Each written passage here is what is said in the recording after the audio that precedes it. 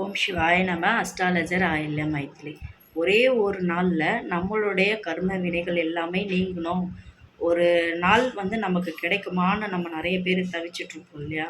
So அப்படிப்பட்ட ஒரு நாள், அற்புதமான ஒரே ஒரு நாள், இந்த வருஷத்தில் ஒரு நாள் தான் அப்படி வருது. சில திதிகள், சில நாமயோகங்கள், சில அமைப்புகள் எல்லாம் சேர்த்து வரக்கூடிய ஒரு சில நாட்களில் நாம் அறியாமல் செய்யக்கூடிய சில விஷயங்கள் நமக்கு டக்குன்னு கிளிக் ஆகிடும்.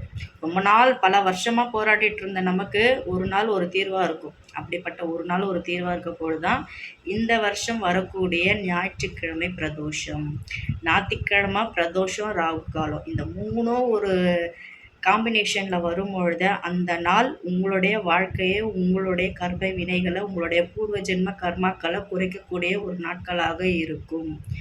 ஞாயிற்றுக்கிழமை பிரதோஷம், ராகு காலம், இது மூணுமே சேரக்கூடிய அந்த நாள் வருகின்ற ஜூன் மாதம் 8ஆம் தேதி. அந்த ஒரே ஒரு நாள் தான் இந்த வருஷம் வரப்போகுது.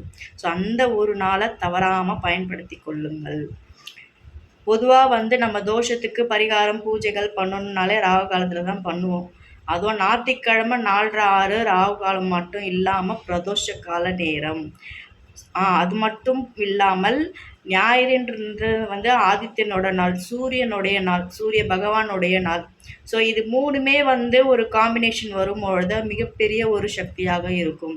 இது போக அந்த ஜூன் 8 அந்த நாளில் பார்த்தீங்க அப்படின்னா சிவநாம யோகம் ஆரம்பமாயிடும். அதுவும் இல்லாமல் விசாக நட்சத்திரம் ஆரம்பமாயிடும்.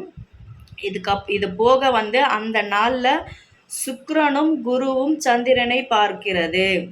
ஸோ இவ்வளோ ஒரு அற்புதமான ஒரு நாள் இந்த வருஷத்தில் ஒரு நாள் இருக்கும் பொழுது நம்ம ஒரு பரிகாரம் பண்ணுறோம், ஒரு பூஜை பண்ணுறோம், நம்மளோட கர்ம வினைகள்லாம் நீங்கிறதுக்கு ஒரு இறைவனை தேடி நம்ம போகிறோம் அப்படின்னும் பொழுது அந்த நாளில் குருவின் பார்வை லக்னத்துக்கோ சந்திரனுக்கோ இருக்கும் பொழுது மிகச்சிறந்த ஒரு பலன்களை கொடுக்கும்.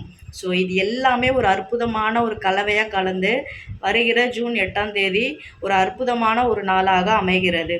ஞாயிற்றுக்கிழமை பிரதோஷம் வரக்கூடிய அந்த நாட்களை தவற விடாதீர்கள். அது எப்போவுமே ஞாயிற்றுக்கிழமை பிரதோஷ நாள் வந்துருச்சு 4:30 வரும்பொழுது தவறவே விட்டுறாதீங்க.